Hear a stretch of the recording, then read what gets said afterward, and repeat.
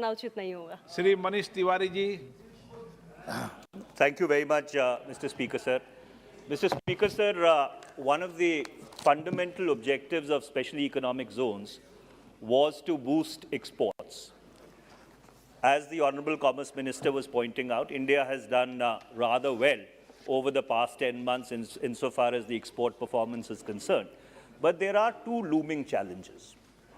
The first is that as advanced economies, wind down their fiscal stimulus, the purchasing power in these advanced economies is going to be impacted. Number two, there is a problem because of COVID-19, which is that there has been a structural change in consumption patterns all across the world. The Honorable Minister was referring to certain FTAs which are under negotiation. Now, some of these FTAs have been under negotiation for a very long time. The Indo-EU FTA has been under negotiation since 2008. India walked out of SEPA for reasons which are best known to the government. My limited question to the Honorable Commerce Minister is, given the fact that over the next 2 or 3 years, these are two challenges which are looming on the horizon. Number one, a contraction in purchasing power as a consequence of withdrawal of the fiscal stimulus. Number two, the change in consumption patterns as a consequence of COVID-19. Does the government have any strategy to deal with these two challenges? Mr. Speaker, sir, I must appreciate the Honourable MP for having raised a very futuristic scenario about which the whole world is today grappling and concerned. However, there is a silver lining to this. The geopolitical shift that we have seen in the post-COVID world, also the geopolitical situation that's emerging vis-a-vis certain countries which were erstwhile very large exporters or producers of manufactured goods, lends itself to a big opportunity for India to capture newer markets, newer products going from India. And it is with that intention that, if you will observe, the Honorable Finance Minister yesterday alluded to this when she spoke about changing global supply chains, patterns of procurement. Today in the morning, the Honorable Prime Minister also spoke about the post-COVID world being entirely different from what we have known the world to be in the past. And it is a time for India to grab these opportunities. Therefore, the PLI schemes could not have come at a more opportune moment. What we are trying to do in that is create global champions, get economies of scale into India, and make India the preferred supplier as an alternate to certain geographies with which many countries do not wish to transact business. Incidentally, India did not walk out of the SEPA discussions with EU. They were started in 2008, but around 12 or 13, they gave up on the discussions because they found that they were not getting anywhere, and the discussions were started getting stalled around 12, 13, and in a year or two, the discussions almost came to an end. It is because of the relentless pursuit with the European Union in terms of diplomatic engagement that the government was able to once again relaunch the negotiations with EU as recently as July 2021, when in the Portugal presidency, they accepted to do an FTA with India. Incidentally, post-Brexit, the discussions with UK is completely new. In terms of RCEP, if at all you were trying to recall RCEP, India walking out of RCEP, I think every member in this House and everybody in the whole country, every industry association, every export organization, every MSME organization, everybody with one voice has thanked the Honorable Prime Minister for not subjecting Indian industry to unfair trade, unfair competition from a geography where it does not have transparent economic policies. Maybe some parties or some leaders have a great affinity for some country. But the reality is, we already had an FTA with Korea, Japan, and the ASEAN bloc of 10 countries. With Australia, we are now negotiating and we are at an advanced stage. New Zealand, we have very little interest. So effectively, RCEP would have landed up becoming an FTA with one country. And certainly, the practices that that country follows in trade do not lend themselves to opening India's borders to lower tariff trade or giving them greater market access. And I think that was one decision which was very well considered. In fact, I'm amazed why we got into the RCEP negotiations at all in 2012 in the first place. But I'm grateful to the Prime Minister on behalf of the entire Indian industry, farmers, our dairy sector, our MSME, that we did not pursue the RCEP story any further. Sir, may I, with your permission, Mr. Speaker, sir, may I for a second? You know, since the minister, Mr. Speaker, sir, may I with your permission? Question number 5, Srinivas Patil. Question number 5, Srinivas Patil, माननीय मंत्री जी. उत्तर सदन के पटल पे रखा honourable speaker sir. माननीय सदस्य. Thank you speaker sir. इस बारे में जो सातारा का सवाल उन्होंने पूछा है, आपने जो जवाब दिया है उसमें सी क्वेश्चन जो है सी, उसका जवाब आपने दिया नहीं है. कितना पैसा खर्चा हुआ, कितना लोगों को मिला.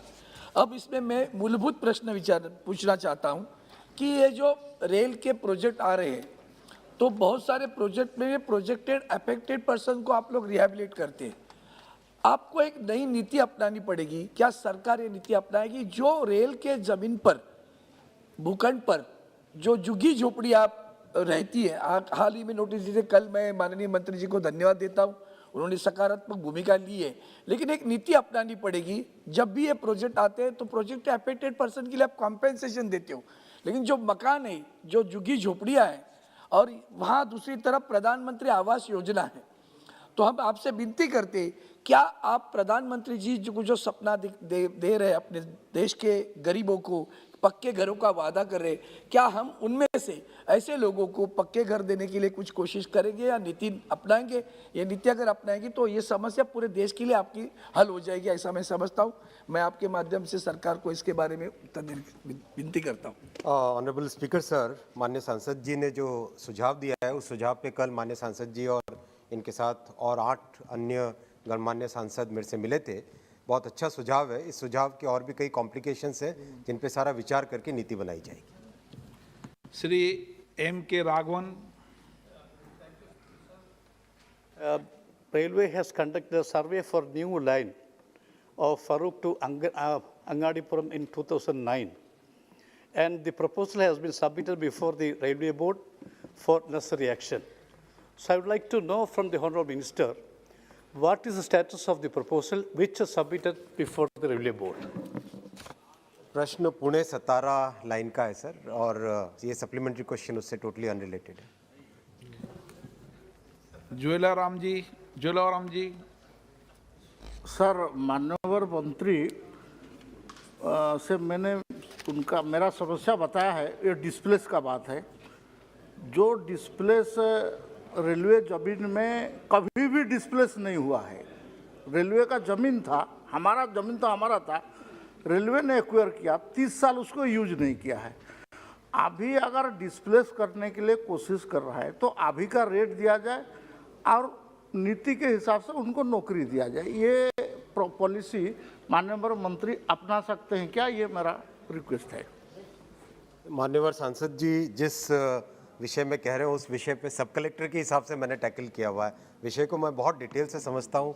बहुत ही कॉम्प्लेक्स विषय है सर, बहुत ही कॉम्प्लेक्स है. इसके विषय में अभी कोई जवाब देना संभव नहीं है, लेकिन अगर कोई नीति बन पाई तो ज़रूर इस पे काम करेंगे sir. Question number 6, Shri Jagdamba Pal ji. Sir, मेरा 19 नंबर क्वेश्चन है, इसके साथ मैं क्लब किया था सर. अच्छा, हाँ सर. आगे देखते हैं. क्लब करने का अधिकार मेरा, आपका नहीं है सर. आपने नहीं सर, आपसे नहीं, ये अधिकार मेरा है. आपने कहा था क्लब किया था, क्लब तो मैं करूंगा ना क्लब. हाँ सर. सर आपको इजाजत किसने दी? मैंने जगदम्बा पाल जी को दी है. सर, मेरा क्वेश्चन क्लब किया, मेरा क्वेश्चन था सर. नहीं, आपने क्लब कर लिया खुद ने अपने आप ही. जगदम्बा पाल मैंने जी रिक्वेस्ट किया था सर. माननीय सदस्य, आप प्रश्न पूछना चाहते हैं? हाँ, क्वेश्चन नंबर 6 आपका है ना? जी, प्रश्न नंबर 6 उत्तर सदन के पटल पर रखा गया है। Honorable Speaker, I think so. Minister has already explained present size of the data center market, and he has given in detail, and he has accepted that the market of projected to grow at a compound annual growth rate (CAGR) of 25.9% from 2019 to 24, to reach 12,150.8 crore by the end of 24.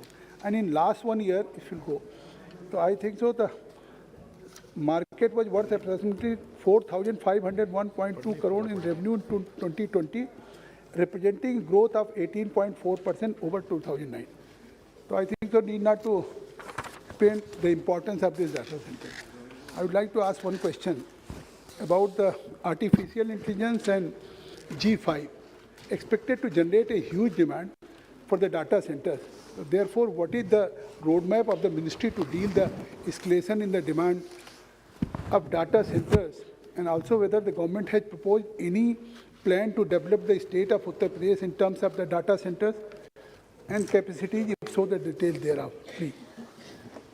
Sir, माननीय सांसद जी ने जो प्रश्न उठाया है sir, मैं बहुत ही अति प्रसन्नता के साथ कहना चाहूँगा, उत्तर प्रदेश ने जो डेटा सेंटर की पॉलिसी लाए, उसके कारण पिछले 5 वर्षों में उत्तर प्रदेश, जहाँ पर बहुत नगण्य सा डेटा सेंटर था, आज देश के टॉप 4 स्टेट्स में इसकी गिनती होती है। उत्तर प्रदेश की पॉलिसी में ROW ले करना बहुत आसान है, बिल्डिंग के जो बायलॉज है वो बहुत आसानी से मिल जाते हैं। आज जिस तेज़ी से ग्रो कर रहा है और जिस तरह से देश में डेटा सेंटर अपने आप में एक इंडस्ट्री की तरह ग्रो कर रहा है, पॉलिसी में भी काफ़ी अच्छे बदलाव आ रहे हैं सर, इसमें बहुत तेज़ी से ग्रोथ होगी। माननीय मंत्री जी ने अपने उत्तर में ये कहा है कि हमने अभी तक कोई पावर यूसेज इफेक्टिवनेस के लिए डाटा सेंटर्स के लिए कोई स्टडी नहीं कराई है। तो मैं जानना चाहता हूं कि whether the government has any future plan to conduct study for power usage effectiveness and also to develop green data centres to save energy in the country. बिल्कुल, इस मामले में इंडस्ट्री के साथ सहयोग चल रहा है अध्यक्ष जी, और पावर यूज़र इफेक्टिवनेस भारत में करीब 1.6 से 1.7 है। ये इंडस्ट्री प्योरली एक प्राइवेट सेक्टर की इंडस्ट्री है। इसमें गवर्नमेंट मेरे हिसाब से मिनिमम इंटरफेरेंस करे तो शायद इसकी ग्रोथ अच्छी रहेगी। हमारी ये थॉट प्रोसेस है।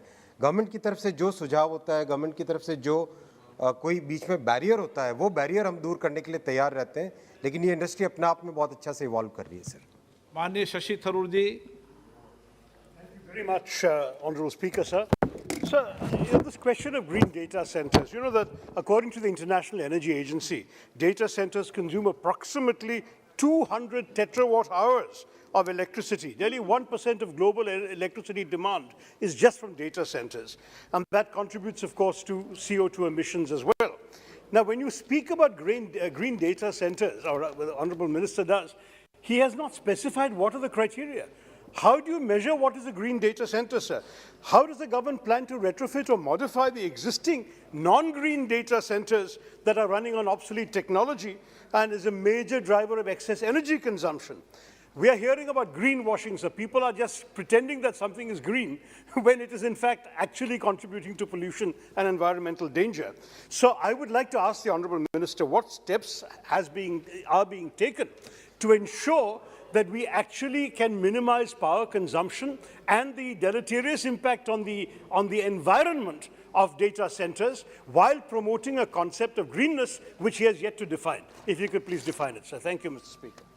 Honourable member has asked a very relevant question, sir. The industry itself is coming up with the standards for what should be defined as a green data center. There are 2 criteria in this, sir. First is how much of renewable energy is being used in the running of that data center.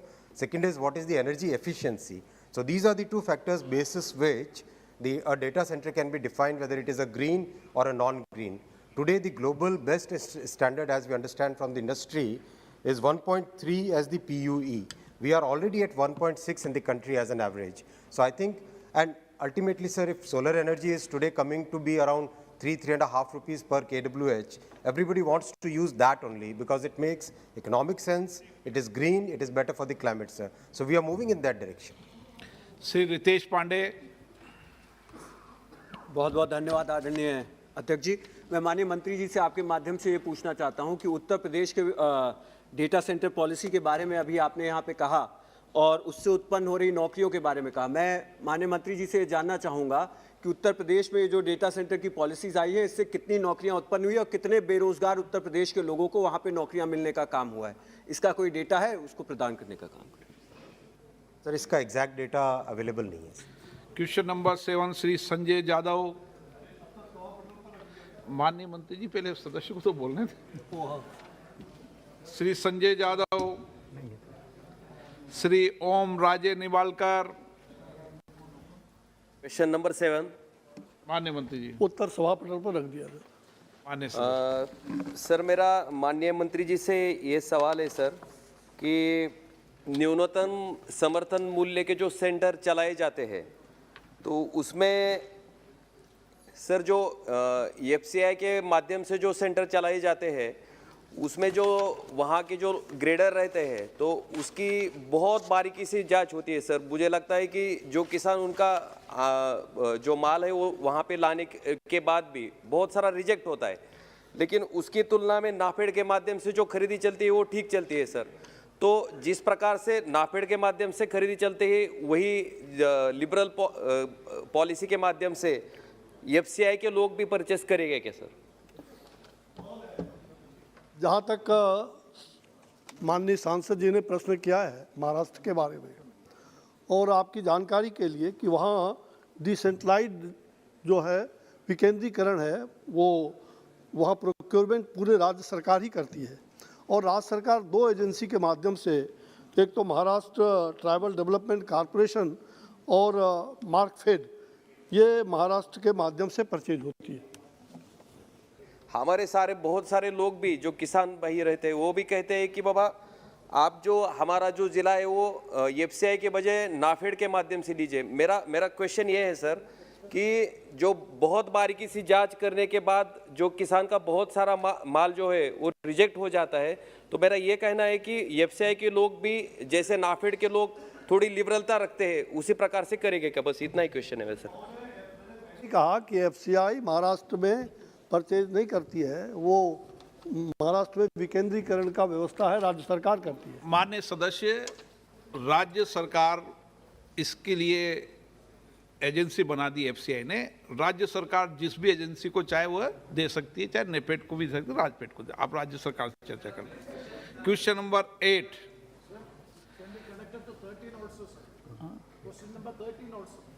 13 no question आगे बढ़ गए। Question number 8 doctor Shrikant Eknath Shinde. Doctor Sujay Vikhe Patil. माननीय अध्यक्ष महाराज, प्रश्न उत्तर सभा पटल पर रखा है। Shri N K. Premachandran ji. Thank you, Speaker, sir. Sir, a similar question has been put today in question number 13, that is regarding Silver Line project in the state of Kerala. Pardon? So I would like to know from the Honorable Minister. So the Minister has already given the report in question number 8 that 7 projects have already been given for taking the detailed project report, 7 reports, that is Delhi, Varanasi to Delhi, Amritsar. In my state of Kerala, there is a project by name Silver Line project of K-Rail, for which no sanction has been provided so far by the Ministry of Railways. But it is quite unfortunate to note that land acquisition, forcible land acquisition is being going on, though there is no permission from the railway, there is no environment report impact assessment, there is no social impact assessment, nothing is there. Even the technical feasibility is also in doubt. In such a situation, how the land can be taken by forcibly? That has to be cleared by the Ministry of Railway, because the Ministry of Railway has categorically stated that no permission has been given for the Silver Line project. So I would like to know from the Honorable Minister The Vande Bharat trains, 400 Vande Bharat trains will be provided as per the budget proposal which was brought yesterday in the parliament. So I would like to know from the Honorable Minister whether such type of trains, high-speed trains using the existing broad gauge line will be implemented or will be formulated in the state of Kerala instead of having a silver line project in which thousands and thousands of people are to be evicted, for which I am seeking a clear answer from the Honorable Minister. Thank you very much, sir. अध्यक्ष महोदय, माननीय आपका मैंने जवाब दिया था, आप थे नहीं इस समय, पानी पीने गए थे तो पानी पियो।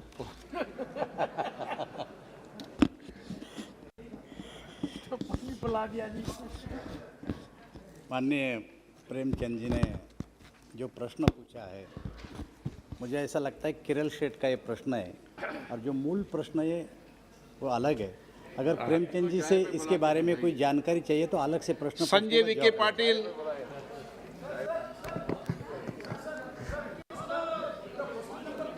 आप माननीय सदस्य को अपने चेंबर में बुलाकर जानकारी दे देना। आप सभी एक मिनट प्लीज।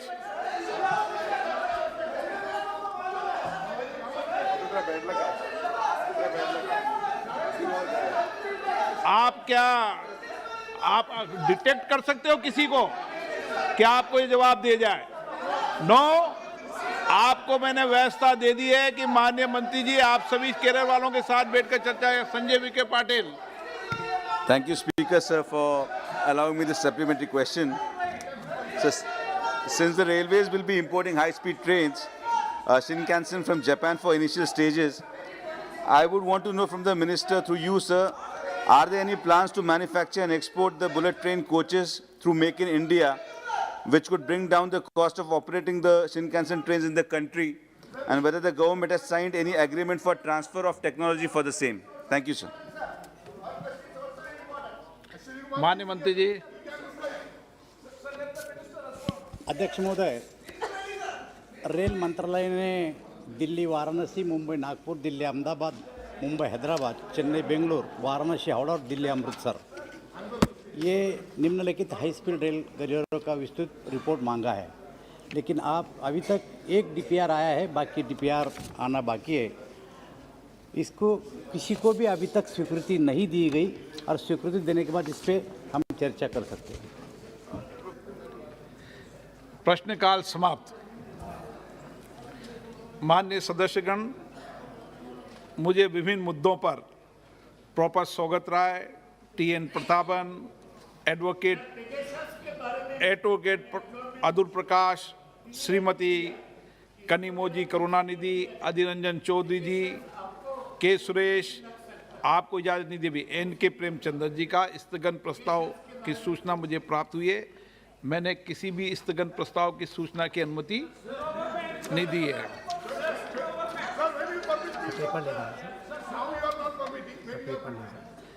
माननीय सदस्यगण, मुझे सूचित करना है कि संसदीय कार्य मंत्री जी ने मुझे एक अनुरोध प्राप्त हुआ है जिसमें उन्होंने निवेदन किया है कि वर्तमान कोविड-19 की स्थिति के कारण संसदीय कार्य राज्य मंत्री को 7वीं लोकसभा के 8वें सत्र के दौरान कार्यसूची में सभा पटल पर रखे जाने वाले शीर्ष के अंतर्गत सूचीबद्ध किए गए पत्रों को सभी मंत्रियों की ओर से सभा पटल रखने की अनुमति प्रदान की जाएगी।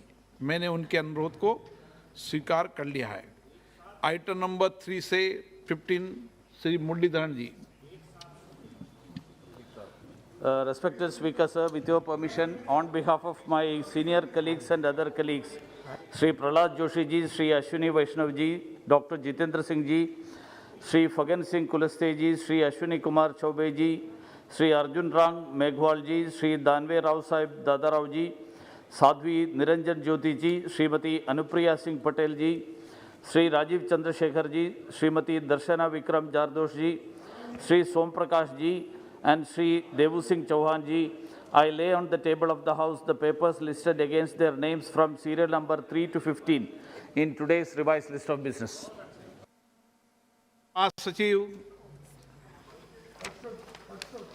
Sir, I lay on the table the following 4 bills passed by the Houses of Parliament during the 7th session of the 17th Lok Sabha and assented to by the President since the report was last made to the House on 13th November 2021.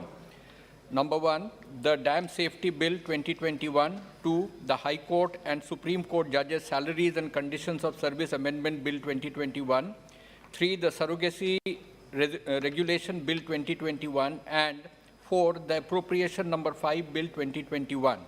I also lay on the table a copy each, duly authenticated by the Secretary General Rajyasabha, of following 7 bills passed by the Houses of Parliament and assented to by the President. 1, the Farm Laws Repeal Bill 2021. 2, the Assisted Reproductive Technology Regulation Bill 2021. 3, the National Institute of Pharmaceutical Education and Research Amendment Bill 2021. 4, the Delhi Special Police Establishment Amendment Bill 2021. 5, the Central Vigilance Commission Amendment Bill 2021. 6, the Narcotics, Drugs and Psychotropic Substances Amendment Bill 2021. And 7, the Election Laws Amendment Bill 2021. Item number 17, Sri Adhir Ranjan Chaudhary ji. महोदय, मैं कार्य मंत्रणा समिति का 28वां प्रतिवेदन प्रस्तुत करता हूं। Item number 18, Sri Bharat Singh ji Dami. माननीय अध्यक्ष जी, मैं आज की कार्यसूची में क्रम संख्या 18 पर मेरे नाम के समक्ष सूचीबद्ध विभाग संबंधित उद्योग संबंधी संसदीय स्थायी समिति के 310वें, 311वें, 312वें प्रतिनिवेदन की प्रतियां सभा पटल पर रखता हूं। Item number 19, Sri Dushan Singh ji. Speaker, sir, I rise to lay on the table a copy of English and Hindi of the 304th, 305th, 306th, 307th, 308th, and 309th report of incident number 19 into the list of business. Item number 20, Sri Muralidharan ji. Sir, the concern of sustainability, the concern of food safety, the concern of nutrition, and putting the growth in the long term, putting the sector on the long term growth trajectory rather than sacrificing long run to achieve the short run. So that has been, to my mind, the basic understanding on which this budget has made various announcements for agriculture sector. Another issue which has been addressed by this budget is imbalance in agriculture. You know that we are surplus in paddy, rice, we are surplus in sugar, and we are not even able to sell the entire surplus in international market. On the other hand, we are meeting nearly 55% of our requirement from import of edible oils. So this budget made a special mention of improving self-sufficiency. Ramesh ji, Ramesh ji, अगर technology की बात मैं करूं तो कृषि क्षेत्र में technology का उपयोग बढ़ाने की दृष्टि